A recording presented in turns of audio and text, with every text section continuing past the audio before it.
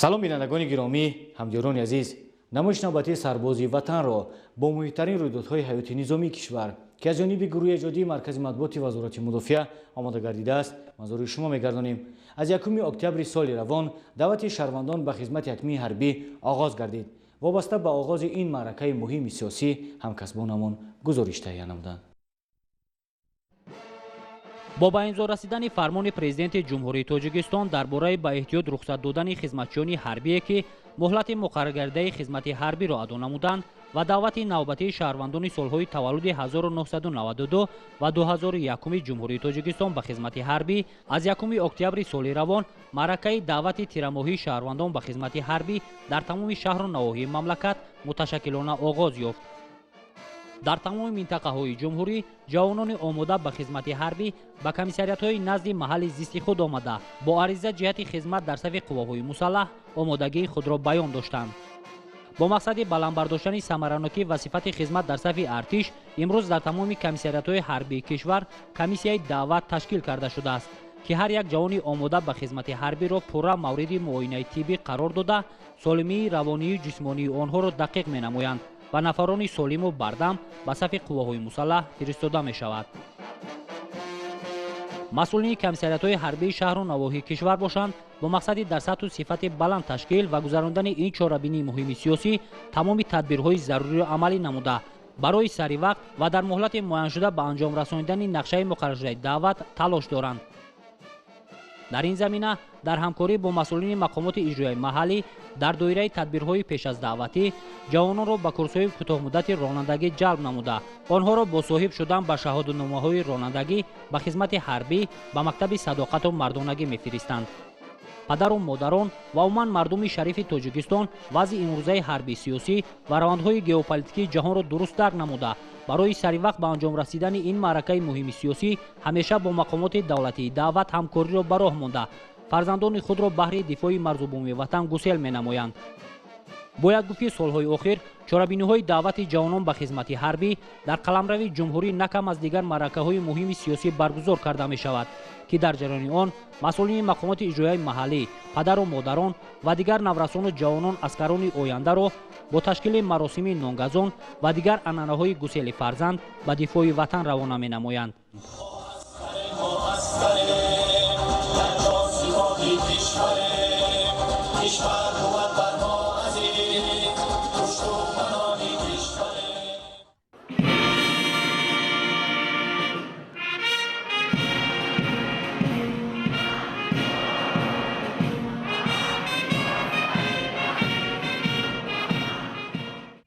наврасону ҷавонон ва сокинони шаҳри душанбе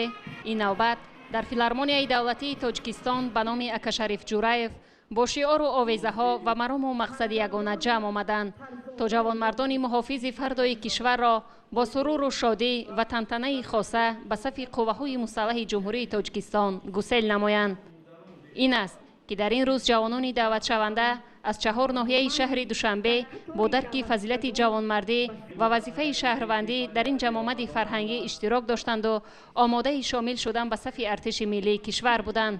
бахшида ба рӯзи даъватшаванда дар ин толор барномаи мукаммали фарҳангӣ таҳия шуда буд ки нахуст ин ҷамоматро намояндагон аз мақомоти иҷроияи ҳокимияти давлатии шаҳри душанбе ва вазорати мудофиаи кишвар бо суханронии худ доир ба афзалияту муҳимати хизмати ҳарбӣ оғоз намуда аз таваҷҷӯҳи пайвастаи асосгузори сулҳу ваҳдати миллӣ пешвои миллат президенти ҷумҳурии тоҷикистон муҳтарам эмомалӣ раҳмон нисбат ба ҷавонон ва муҳофизони марзу буми кишвар ёдовар шуданд.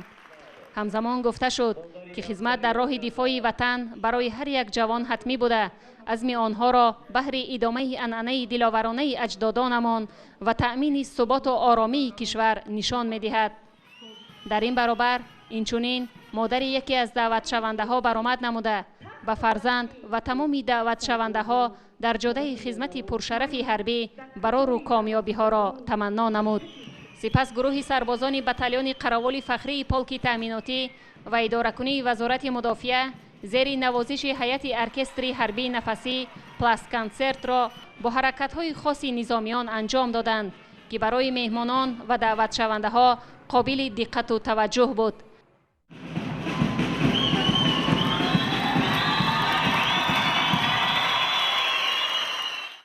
инчунин дар идомаи чорабинии бахшида ба рӯзи даъватшаванда чун анъанаи неки мардумӣ гулдухтарони атласбару чаканпӯши пойтахт аскарони ояндаи кишварро бо ташкили маросими нонгазон ки бо умеди баргашти сарбаландонаи сарбозон анҷом дода мешавад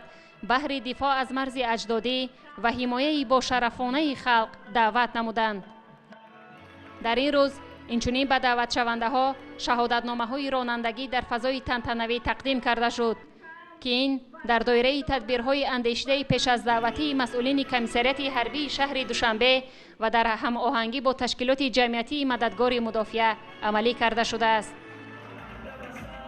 овозхонҳои шинохтаву устодони санъати кишвар бо суруду оҳангҳои ватандории худ чорабинии даъватиро боз ҳам хотирмону рангинтар намуданд.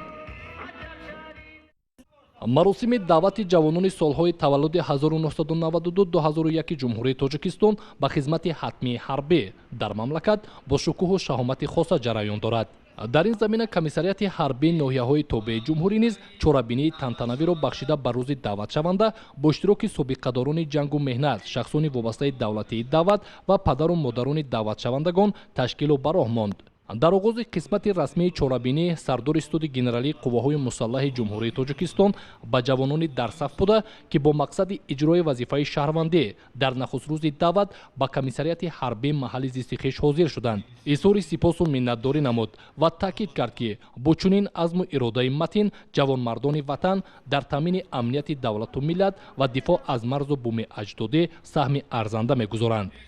дар ҳафти чорабинӣ дигар иштирокчиён низ ба сухан баромада ба ин гурӯҳи ҷавонон дар хизмат ба халқу ватан далерию шуҷоатмандӣ ва ҷасорату тавоноиро таманно намуданд. ҳамзамон ба онҳо таъкид карда шуд ки ҷавонмардони ҳушёру зирак ва муҳофизони ояндаи халқу ватани маҳбуб бошанд ва оромиву осудагии халқро таъмин намоянд.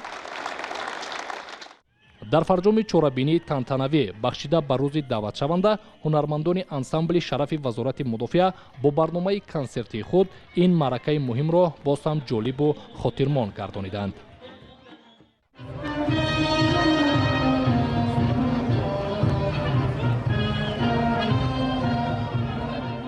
дар рӯҳияи баланди эҳтиром нисбат ба халқу ватан ҷавонони шаҳри турсунзода низ дар қатори дигар сокинони ҷумҳурӣ ба комиссарияти ҳарбии шаҳр ҳозир шуда барои ба ҷо овардани хизмати пуршарафи ҳарбӣ саф ороста буданд.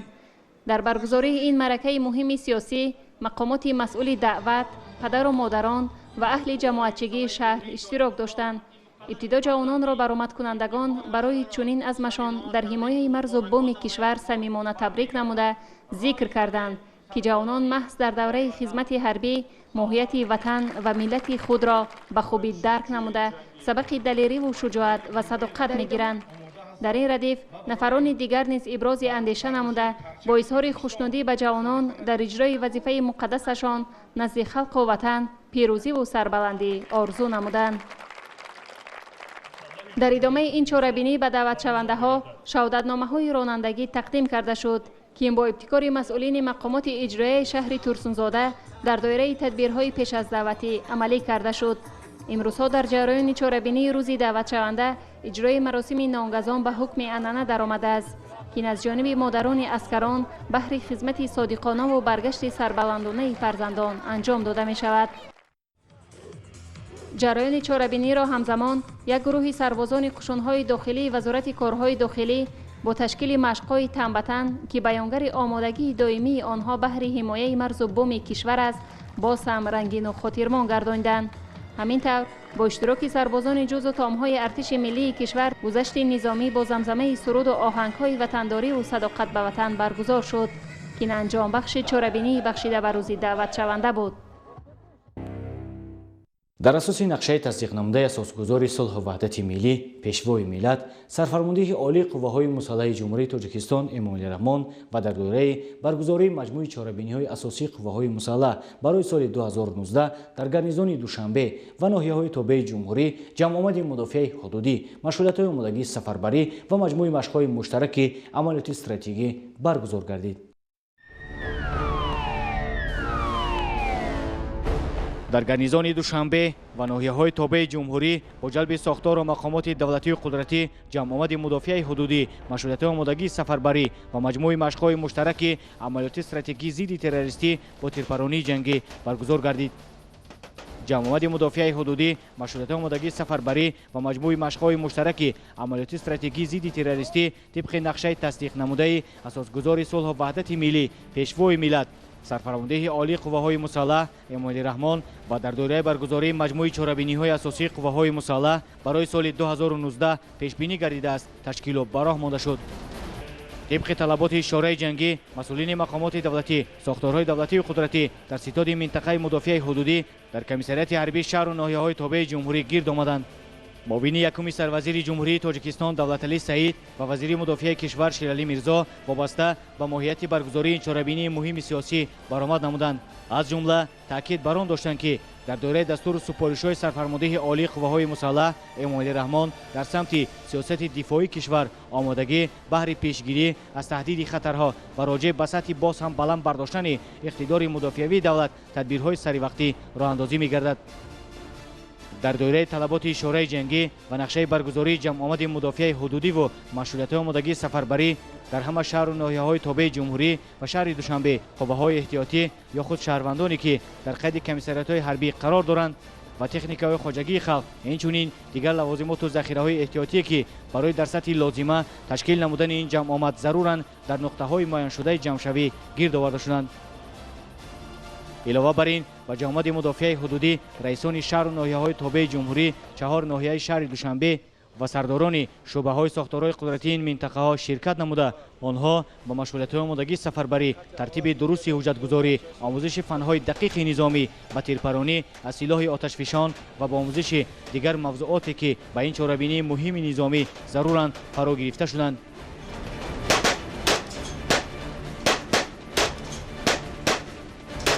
مرحله نهایی این چاره‌بینی مهم نظامی با برگزاری مشق‌های مشترک عملیات استراتژی ضد تروریستی در مشقگاه حربی ناحیه لخش با تشکیل مشق‌های بتالونی تاکتیکی جنبست و نتیجه‌گیری کرده شد.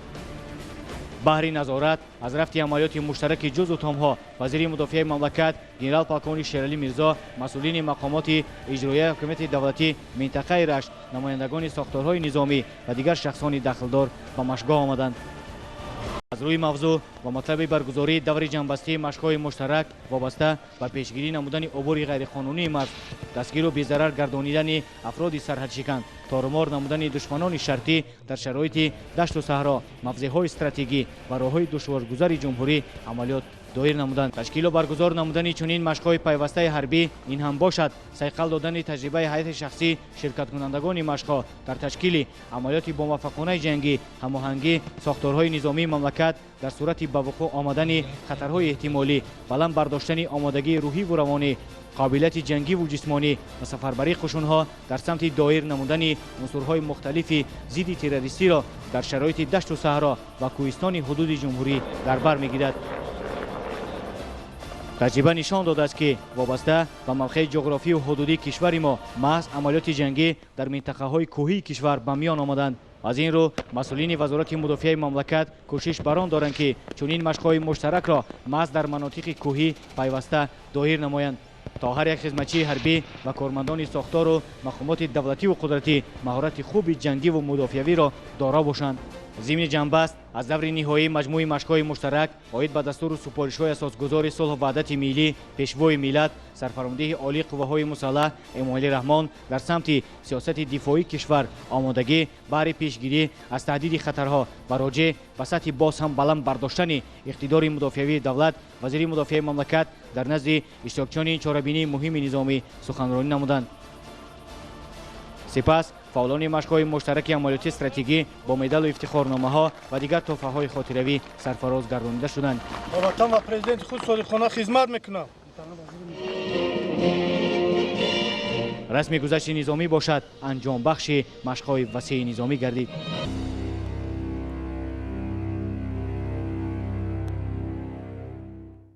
بینندگان گرامی، در اینجا رسیدیم به فرجام برنامه سربازی وطن. خیر تا برنامه‌های نوبتی شاد و پیروز مانید.